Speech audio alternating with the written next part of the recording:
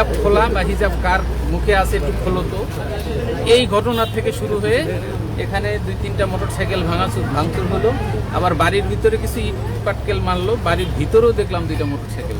আমাদের কর্মীরা যেখানে মানে হাতিবান্ধা থানার মধ্যেই যেখানে আমরা ভোটের জন্য যাই, এটা তো সবার অধিকার, স্থানটা ভোটার অধিকার সবার আছে, সবাই সব জায়গায় যেতে পারে, সবাই সব জায়গায় প্রচারণা করতেই পারে।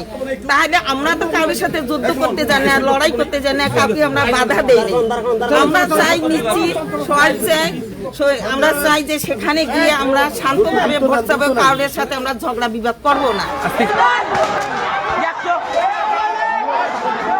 থেকে শুরু হয়ে এখানে 2-3টা মোটরসাইকেল ভাঙচুর হলো। আবার বাড়ির ভিতরে কিছু ইট পাটকেল মারলো, বাড়ির ভিতরেও দেখলাম 2টা মোটরসাইকেল ভাঙচুর হয়েছে। এইগুলা একটা সামান্য ঘটনা থেকে এই অস্থিরতা সৃষ্টি হয়েছে।